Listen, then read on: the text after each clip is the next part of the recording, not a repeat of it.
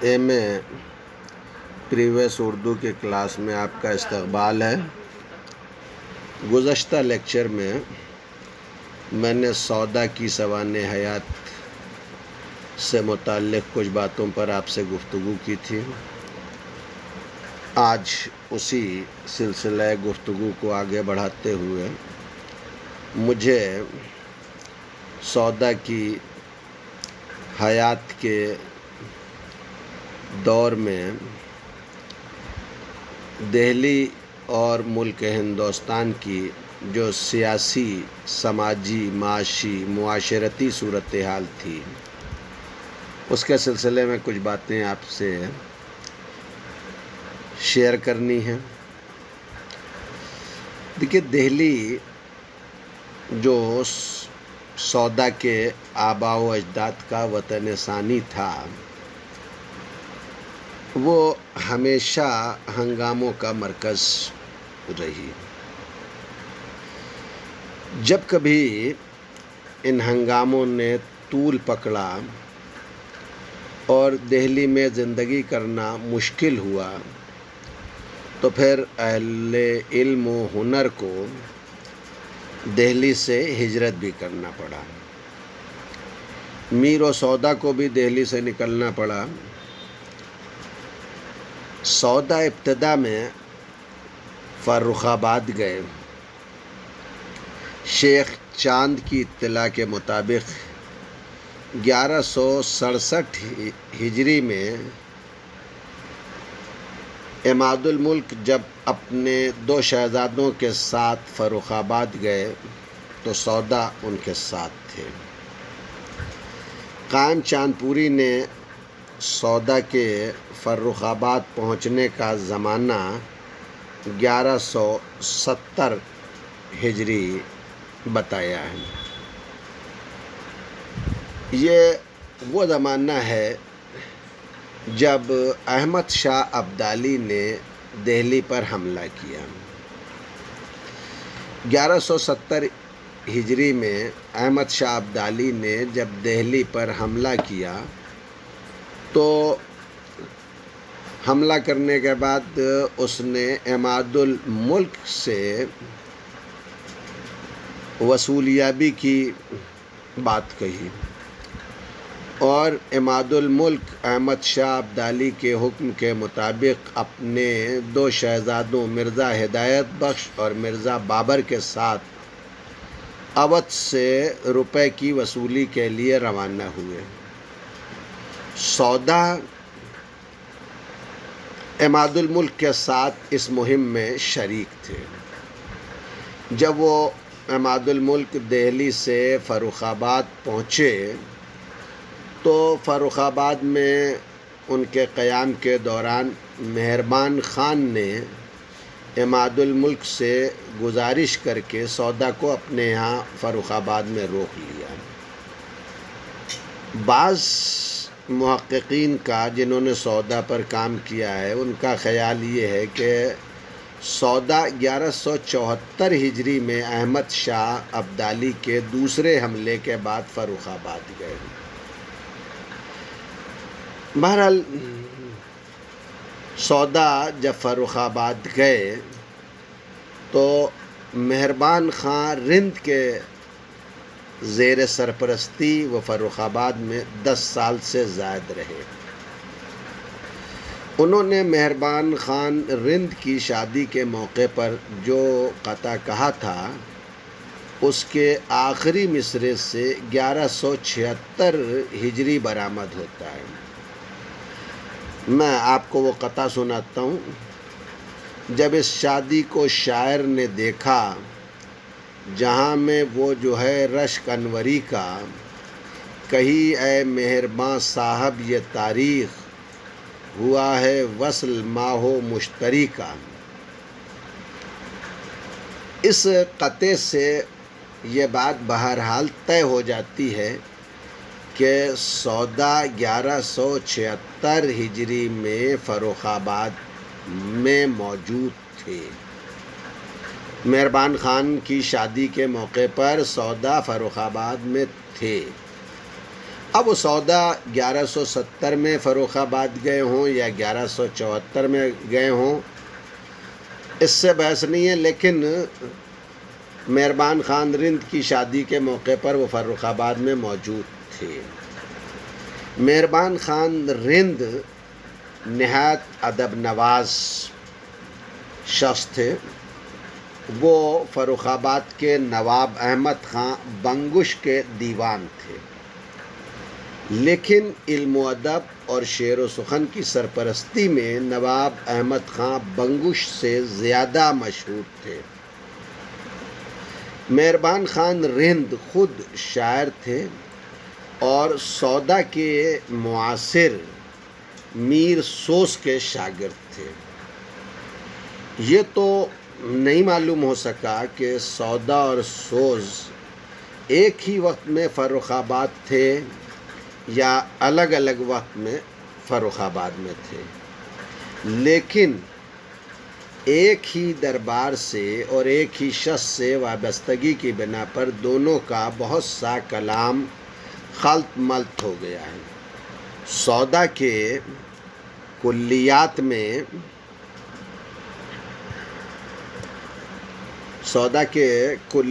میں بہت سے مرثیے مہربان خان کے تخلص کے ساتھ ملتے ہیں۔ مہربان خان کی شاعرانہ اہمیت و مرتبے کے بارے میں کچھ کہنا مشکل ہے، لیکن مرثیوں کے بارے میں ایک امکان یہ ضرور ہے کہ سودا ان کے لیے مرثیے کہتے رہے ہوں اور بعد میں یہ مرثیے سودا کے کلیات میں شامل ہو گئے۔ اس سلسلے میں حتمی طور پر کچھ کہنا کہ یہ مرثیے جو ہے وہ مہربان خان رند کے ہیں یا سودا نے جو ہے وہ مہربان خان رند کے لیے کہے تھے، ممکن نہیں ہے۔ یہ بات مزید تحقیق کے بعد ہی طے ہو سکتی ہے، اور میں نے ابتدا میں ہی جو ہے وہ یہ بات عرض کر دی تھی کہ سودا کے بارے میں جتنی تحقیق ہونی چاہیے ابھی تک سودا پر وہ تحقیق نہیں ہوئی ہے۔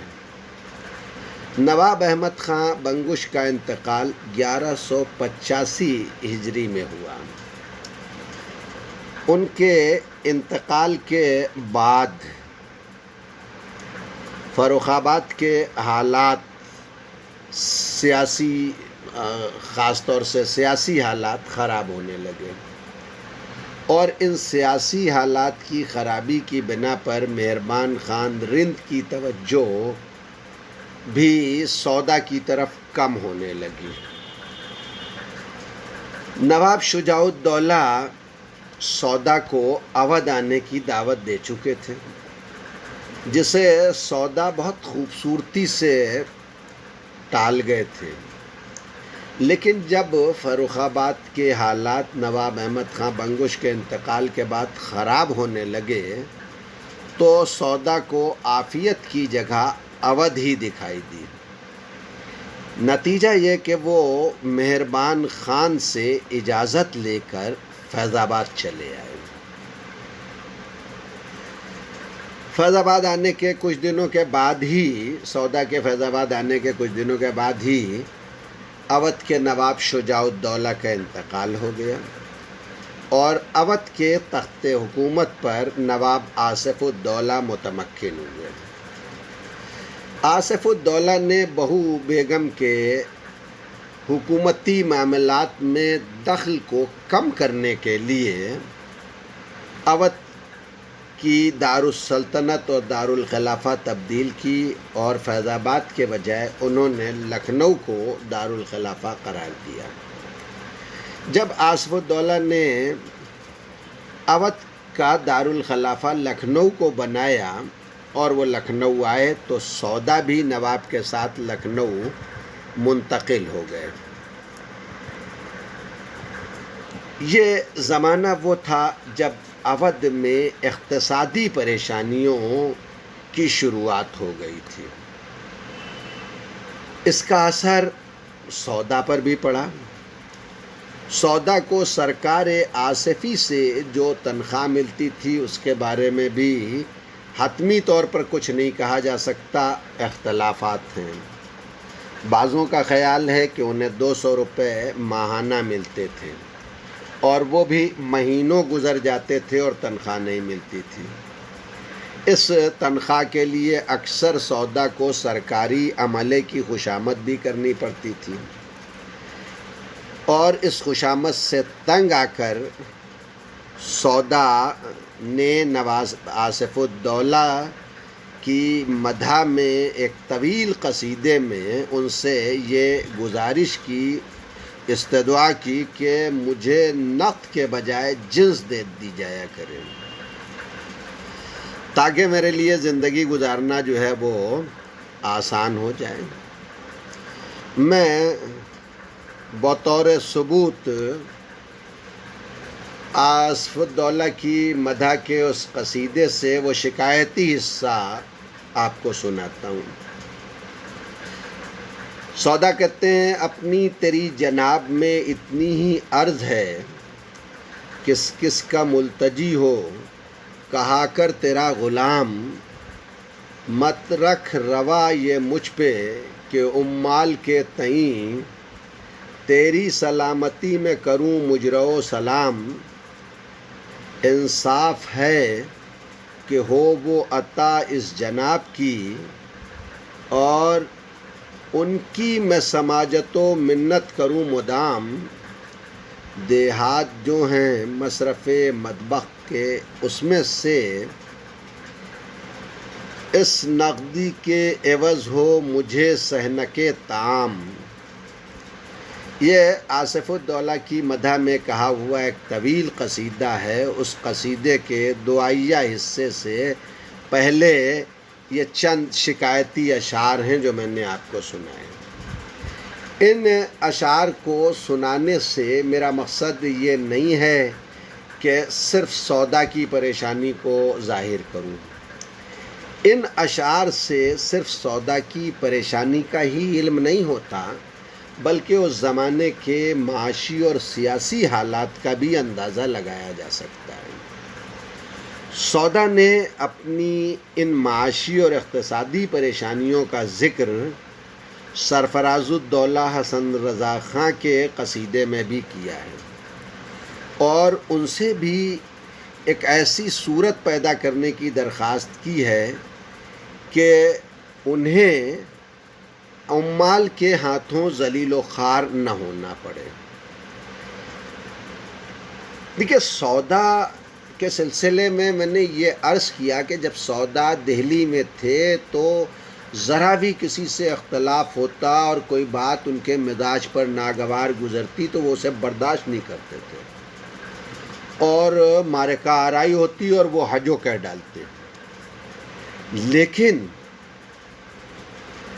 اس آخری زمانے تک آتے آتے ایسا لگتا ہے کہ سودا میں وہ کر و فر باقی نہیں رہی تھی، اور سودا اس زمانے میں شدید مالی پریشانیوں میں مبتلا رہے، اور ان مالی پریشانیوں نے سودا کو توڑ کر رکھ دیا تھا، اس لیے کہ اس زمانے کے قصائد میں عرض مدعا میں جو ان کا لب و لہجہ ہے وہ بڑا ملتجیانہ ہے۔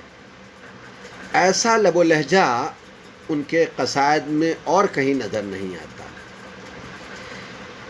شاید کوئی اور زمانہ ہوتا تو سودا بہت سخت قسم کی کوئی حجو لکھ ڈالتے، لیکن اس زمانے کے اشعار میں ان کی بے بسی کا احساس ہوتا ہے۔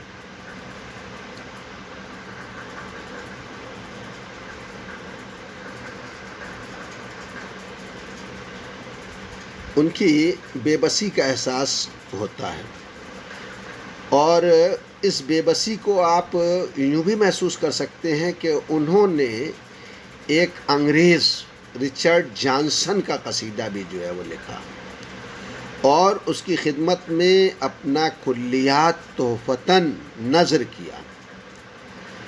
رچرڈ جانسن کے مختصر قصیدے میں بھی اس زمانے کی تلخ تصویر جو ہے وہ دکھائی دیتی ہے۔ آپ ملاحظہ فرمائیں یہ اشعار، ہائے یہ زمانہ اور جو اہل زمانہ ہیں ان کا جہاں میں چشم مروت کا ہے یہ رنگ، مفلس پدر ہو اور پسر جس کا ہو غنی، بیٹے کو باپ کی ولدیت سے آئے ننگ، پس اب کوئی کسو سے رکھے کس طرح امید، بیٹے کا باپ سے ہو زمانے میں جب یہ ڈھنگ۔ سودا نے اپنا کلیات رچرڈ جانسن کو میر محمد حسین کے ذریعے پیش کرایا تھا۔ یہ نسخہ جب آپ سودا کی حیات و اس عہد کا تذکرہ پڑھیں گے تو آپ کو اندازہ ہوگا کہ تقریباً 1193 کے آس پاس، ہجری کے آس پاس جو ہے وہ رچرڈ جانسن کو پیش کیا گیا تھا، جس کے پہلے صفحے پر رچرڈ جانسن کا نام اور گفٹ آف آتھر مرزا سودا تحریر ہے۔ اس تحفے کو پیش کرنے کا مقصد سودا کا صرف اتنا تھا کہ اس سے کچھ اقتصادی طور پر ان کے حالات بہتر ہو جائیں۔ مجھے نہیں معلوم کہ اس کلیات کو پیش کرنے کے بعد سودا کے معاشی حالات اور ان کی اقتصادی پریشانیاں کس حد تک دور ہوئیں۔ یہ ضرور مجھے پتہ ہے کہ اس کے بعد سودا بہت کم عرصے زندہ رہے۔ 1195 ہجری میں لکھنؤ میں ان کا انتقال ہوا اور لکھنؤ ہی کے ایک مشہور امام باڑہ آغا محمد باقر میں وہ دفن ہوئے۔ ان کے لوح مزار پر فخر الدین ماہر کا جو قطع کندہ ہے اس کے آخری مصرعے سے سودا کا سن وفات برآمد ہوتا ہے۔ شاعران ہند کا سرور گیا 1195 ہجری اس مصرعے سے برآمد ہوتے ہیں اور یہ پتہ چلتا ہے کہ سودا 1195 ہجری میں تقریباً 77 سال کی عمر میں سودا نے انتقال کیا۔ اب میں سودا کی زندگی کے بارے میں بھی یقینی طور پر نہیں کہہ سکتا کہ سودا 77 سال کی عمر میں انتقال ہوا یا 93 سال کی عمر میں انتقال ہوا، اس لیے کہ میں جب سودا کی پیدائش کے بارے میں گفتگو کر رہا تھا تبھی میں نے یہ کہا تھا کہ ان کی ولادت کے سن کے سلسلے میں 1-2 سال نہیں بلکہ 5 سے 17-18 سال تک کا فرق جو ہے وہ محققین نے بتایا ہے۔ تو اب اگر آپ جو ہے وہ 1106 اور 7 کی جو ہے وہ تاریخ ولادت مانیں گے تو 80 سال کی عمر میں جو ہے وہ 90 سال کی عمر میں جو ہے وہ انتقال ہوا، 89-90 سال کی عمر میں انتقال ہوا، اور اگر 18 تسلیم کرتے ہیں تو بہرحال سودا کا انتقال 77 سال میں ہوا۔ آپ نے میری گفتگو سنی، اس کے لیے آپ کا شکریہ۔ ہم پھر ملیں گے ایک نئے لیکچر میں اور اس میں ہم سودا کے عہد اور سودا کی غزل گوئی پر گفتگو کریں گے۔ تب تک کے لیے خدا حافظ۔